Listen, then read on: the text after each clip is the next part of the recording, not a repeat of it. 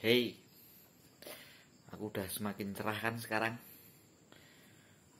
Dari beberapa minggu yang lalu masih kusut, sekarang udah agak cerah. Ini aku berada di ruanganku, di ruang perpustakaanku. Itu buku-buku dagangan. Ini buku-buku koleksiku. Iya, yeah. Di belakang. Iya, yeah. Itu ada piagam penghargaan. Iya, yeah, gaya. Itu juga ada tuh. Itu bidang sastra dan pantomim. Cie. Membanggakan diri sendiri kadang nggak apa-apa ya. Ya, gitu. Dan aku sekarang merasa wajahku sudah semakin menua, tidak kayak dulu lagi.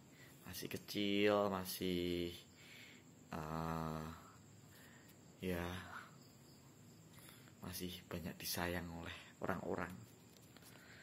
Semakin lama orang itu semakin menua.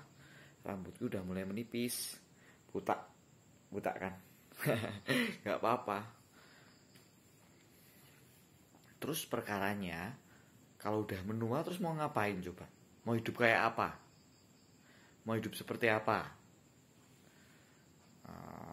Ketika kamu melihat tetanggamu, teman-teman seusiamu sudah kawin, sudah beranak, sudah berumah tangga, sudah punya mobil, sudah punya rumah, punya keturunan, terus membahagiakan orang tua.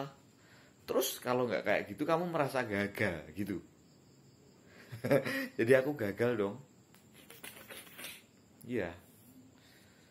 Menikah udah pernah, cuma bertahan 3 tahun. Nggak tahu kenapa ya. Emang beda-beda sih ya hidup tuh ya. Nggak boleh, proses setiap manusia itu macam-macam. Jadi mungkin itu yang membuatku kemarin panik dan disorientasi. Mau ngapain coba usia 40 tahun, terus 41, 42, 43, 44, ya 45, 46, 47. Ya kalau umurnya panjang. Kalau enggak, ya udah gimana lagi. Kata orang hidup itu yang penting berguna. Gitu. Terus kalau nggak berguna, nggak usah hidup gitu. Gimana ya? Terus standarisasi berguna itu apa coba? Bantu orang. Mikir cicilan aja puyeng, apalagi bantu orang lain. Gitu. Terus gimana? Mau ngapain? Mau ngapain ya? Dah, mending pakai topi dulu biar butaknya nggak kelihatan. Ceng, yeay. Tapi setidaknya ya udah kita jalani, kita syukuri aja. Capaian-capaian kita apa aja, haruskah ada capaian gitu? Haruskah ada cita-cita gitu? Ya kalau kita bandingin diri sendiri sama orang-orang lain, ya nanti emang jadinya kacau lagi. Ya apa yang sudah kita rencanakan dilaksanakan aja, itu aja pasti meleset kadang. Ya kadang dia nggak meleset, tapi banyak melesetnya. Tapi nggak apa-apa, dirancang. Setiap awal tahun tuh aku selalu merancang apa saja yang akan kulakukan tahun ini. Tapi tetap saja meleset, kadang blank dan kadang chaos di tengah jalan, terus disorientasi, terus ngerepotin temen, terus frustasi gitu. Tapi nggak boleh kayak gitu lagi. Apapun yang terjadi tetap dijalanin aja. Setiap hari punya cita-cita, gitu aja. Kalau bagiku masa depan tuh ya saat ini. Ketika kamu waktu itu umur 20-an gitu, masa depanku besok kayak apa ya? Ya masa depanku sekarang kayak gini nih. Dan aku secara pribadi, masa depan tuh cuman perihal gaya hidup. Kamu ingin bergaya hidup seperti apa? Ya itu masa depanmu. Gaya hidupmu Itu pilihanmu, masa depanmu. Kamu mau hidup yang bagaimana? Hidup yang mewah, ya kamu harus menjalani, berusaha kayak gitu. Ya kalau aku sih ya udah kayak gini. Kayak hidupku biasa aja. Setiap hari punya cita-cita gitu. Aku juga tidak pernah mengira kalau cita aku menjadi seorang pantomimer, menjadi seorang penulis, terus main teater gitu, membuat karya, naskah apa, tidak pernah membayangkan kayak gitu. Seneng aja waktu itu. Terus ya udah, nggak ada terusnya. Terus gaya hidup tadi perkaranya, aku nggak usah muluk-muluk kayak mau harus punya mobil, harus punya rumah yang mewah, harus ya apa namanya, kembali ke diri, potensinya apa, terus apa namanya, kapasitasmu sampai enggak, kayak gitu. Nanti kalau dipaksain kamu stres sendiri dan sendiri. Nah, maksudku setiap hari punya cita-cita itu apa ya? Ya cita-citaku besok itu mau menyirami tanaman, besok itu mau menyetrika. Menyetrika itu cita-cita. Memasak itu juga iya. Menyiram tanaman juga iya. Itu membahagiakan sekali. Terus ya membuat skenario film itu sesuatu yang selalu gagal saya lakukan. Tapi saya coba ya. Itu nulis puisi udah, nulis novel pernah, tapi nggak tak terbitin kalau novel, kurang pede. Naskah cerpen pernah, nulis esai pernah, skenario film sulit sekali, tak coba tahun ini. Itu cita-citaku. Terus main ke tempat temen gitu, seneng-seneng gitu, terus pacaran gitu. Tapi kalau kadang sama pacar tuh sering miskomunikasi, jadi sering berantem. Apalagi masuki tahun pertama, masuki tahun kedua gitu, udah mulai saling mengenal, terus sering salah paham. Itu nggak apa-apa, ya udah. Dan pacaran di usia 40 tahun itu, aduh, ya udah kayak gitu. Dewasa enggak, karena kan ya kadang merasa nggak pantas kalau marahan gitu, nggak apa-apa, tapi ya udah. Tapi aku pesankan kepada adik-adik yang di usia bawahku, apalagi yang masih SMA, kalau kamu punya cinta pertama, pertahankan itu. Cinta pertamamu itu kamu pertahankan, kamu perjuangkan, jangan diputus. Kamu itu mau pacaran sama siapa aja, itu sama aja hasilnya. Maksudnya kasusnya atau peristiwanya, problematikanya sama aja. Mau pacaran sama Katy Perry, mau pacaran sama Astuti, mau pacaran sama Prita, mau pacaran sama Melanie, mau pacaran sama siapa aja, Agnes Monica, ya kayak gitu. Itu. Tapi cinta pertama itu mengesankan. Kamu jangan menyia-nyiakan itu, mempertahankan, dan ya itu membahagiakan sebenarnya. Kalau aku mau mengulang lagi gitu SMA gitu, ya udah, pacar masa SMA itu. Tapi ya sekali lagi, itu cuma saran. Kalau kamu ingin menjadi seorang petualang cinta ya terserah, nggak apa-apa. Gitu. Kamu tahu nggak, kalau malam tiba kayak gini ya, ini mungkin kayak terapiku ya, terapi cerita sendiri, ngomong sendiri dengan diri sendiri gini, itu lebih menyehatkan bagi saya. Bercerita gitu tentang apa saja. Saya juga tidak merancang dulu apa yang ingin saya ceritakan. Tapi bercerita mengalir kayak gini itu bagi saya menyehatkan psikis saya. Bagi saya loh, nggak tahu nanti bagi teman-teman. Apa saja ceritakan benda-benda di seputarmu, tentang masa lalumu, pengalaman-pengalamanmu, pertemuan-pertemuanmu gitu. Itu tak pikir bisa lebih los gitu. Sederhana saja, nggak usah di konsep apa-apa.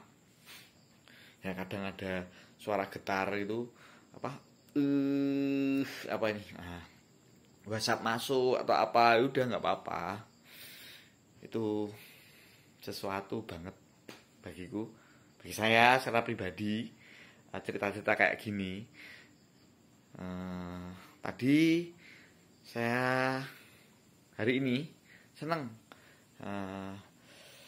didatangi teman saya namanya Becak dan Dik Nimas. Itu sepasang sejoli couple. Mereka tuh lucu sekali. Dik Nimas tuh gendut tapi luwes orangnya, sedangkan Becak diem, ketawa-tawa terus tapi giat bekerja. Ya tadi cerita gitu. Becak itu sering tak ajak jadi artistik kalau pentas, penata artistiknya. Terus kalau pernah juga main jadi aktor, waktu keliling di 15 kota itu. Waktu di Bali dan Lombok dia aktornya, karena Jimbe nggak bisa itu waktu bangun pagi bahagia pentasnya. Dan dia itu seorang yang setia loh. Saya belajar banyak dari dia tentang berelasi. Becak itu aneh. Becak punya mantan di Lombok waktu itu di Mataram. Sedangkan dia sudah pacaran sama Dik Nimas. Terus Dik Nimas sangat khawatir, cemburu mungkin ya. Dia pesan sama aku, Mas Andi, tolong ya jagain Becak, jangan sampai ketemu sama itu loh, di sana tuh ada mantannya gitu. Ya kalau aku waktu itu cuma ketawa aja, karena bagiku aneh. Ngapain aku harus mencegah-cegahnya? Itu kan romantika, setiap orang punya pengalaman masing-masing. Apalagi aku yang waktu itu, saya waktu itu yang di setiap tempat, setiap kota gitu, pasti ada yang naksir sama saya. Ya udah, tapi ya udah, itu bagi saya waktu itu rezeki. Baik waktu itu ya, waktu aku muda, tapi sekarang udah enggak. Ya, tadi itu sama aja sama siapa aja itu, udah percaya. Nah kalau Becak itu lainnya gimana? Waktu dia habis pentas, waktu bedah buku gitu, aku tahu, oh itu mantannya Becak. Ya dekatin gitu, kamu apa namanya, oh mantannya Becak ini ya, namanya siapa lupa. Ya tak goda-goda. Terus malamnya gitu, waktu habis pentas di Mataram dulu, Becak itu tiba-tiba menghilang.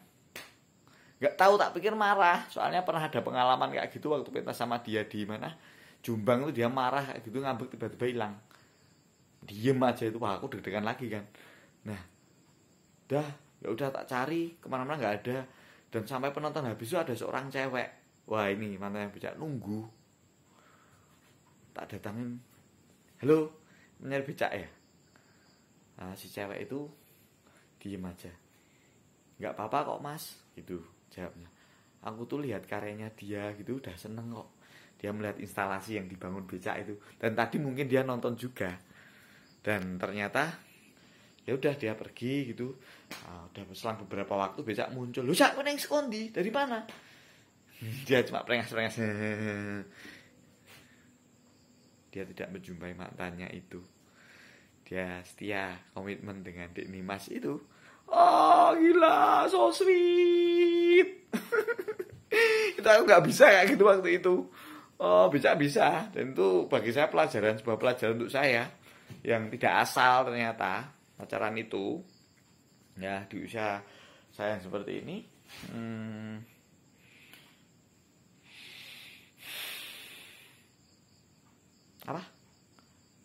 relax aja, tetap menjalani gitu.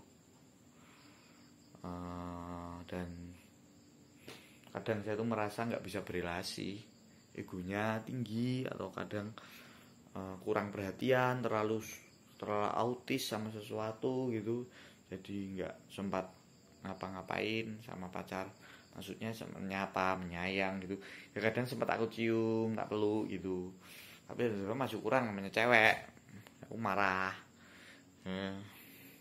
Aku jijik sama diriku sendiri. Gak apa-apa ya, santai aja. Itu becak kayak gitu, top. Terus tadi apa namanya, pulang jam 9. Terus aku tadi nonton tinju, olahraga yang gue sukai. Saya suka itu tinju. Itu tinju nggak? Itu tadi pertandingannya Deontay Wilder sama Tyson Fury. Ya, itu ya udah lama sih aku nonton sebenarnya, tapi tak nonton lagi. Deontay Wilder dengan yang biasanya arogan, setiap kali menang mengejek jelek. Karena apa? Lawannya itu kalah sama Tyson Fury, di KO dia. Tyson Fury dan Mike Tyson ternyata berpihak pada Tyson Fury. Saya baru tahu dia ada masalah sama Deontay Wilder kayaknya. Dalam dunia tinju yang melegenda tetap Muhammad Ali. Ya Muhammad Ali keren. Float like butterfly, sting like bee. Dia menari-nari juga seperti kupu-kupu, menyengat seperti lebah. Itu keren. Nah, itu tinju itu olahraga yang saya sukai, walaupun saya bukan seorang petinju, tapi kadang latihan tinju. Tapi falsafah di dalam tinju itu keren. Nah, dia fight satu lawan satu, cari strategi, saling membalas dan mengejek, kadang sportif. Terus dalam tinju itu ada gaya masing-masing. Nah, gaya tadi style gitu, kesombongan, ada juga kerendah hatian, ada juga persahabatan, ada juga itu. Aku dulu saya selalu itu kasusnya Riddick Bowe sama Mike Tyson itu kok nggak pernah ketemu gitu. Padahal nanti coba kalau Mike Tyson sama Lennox Lewis sudah, sama Evander Holyfield udah, ya Mike Tyson kalah waktu itu. Sama Frank Bruno, sama Larry Holmes, sama Trevor Berbick. Tapi kok sama Riddick Bowe belum pernah. Padahal seru kalau bertanding. Ternyata Riddick Bowe itu teman SD-nya Mike Tyson. Jadi mereka berdua itu kayak komitmen berjanji gitu, nggak mau tanding karena tidak mau melukai atau tidak mau merusak persahabatan mereka gitu. Ya namanya sahabat, teman SD gitu. Beda kalau sama politik ya. Politik teman apa aja, menghalangi sikat. Tak ada lawan dan tak ada kawan yang abadi. Tapi nggak tahu ya, Mike Tyson yang garang kayak gitu, dia menghargai persahabatan. Nah, seperti yang kemarin tak bilang ya, sahabat itu jangan disia-siakan. Wah, seneng loh sahabat itu. Kayak semalam, Bob teman saya tidur sini, gimana itu masih ada. Dia tidak mau tidur di sana, di tempat dulu, nggak tahu ya. Padahal kemarin dulu sering tidur di situ, berdua gitu. Tidurnya di sini. Sama Frankie memasak mie ayam, enak masakannya mie ayamnya. Dan Pak kosku Blisila juga pada datang malam mingguan gitu, seneng. Terus semalam disengat apa namanya, laba-laba sininya ini loh. Itu sakit sekali. Tak pikir aku gerges-gerges gitu, terus tak kasih badannya, tak pikir gak enak, terus tak kasih tembakau, tak kasih minyak gitu. Ya ampun. Nah, saking senengnya botani, tanaman gitu, tanamanku subur-subur. Besok tak kasih tahu tanamanku apa aja, kelengkeng gitu. Itu ada laba-labanya nyengat aku di temulawak, daun temulawak. Ya udah, tak obatin sama Ibob njangkok. Itu seneng sama Frankie, Jess. Aduh, capek aku cerita itu. Ya itu tadi. Gaya hidupmu kayak apa? Mau kayak apa?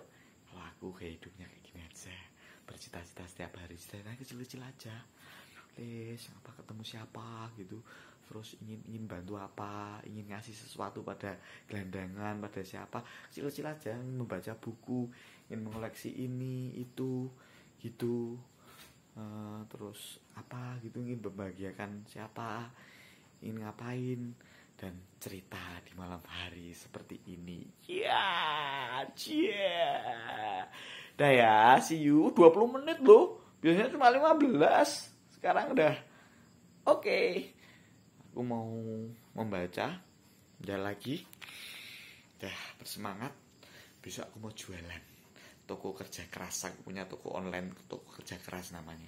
Ya baru tak mulai, nggak apa-apa. Bisnis kecil-kecilan. Ada produk buku, produk apa, cookies, terus apa namanya, kopi. Besok tak promoin ya. Udah dulu ya. Selamat malam. See you. Salam bercerita.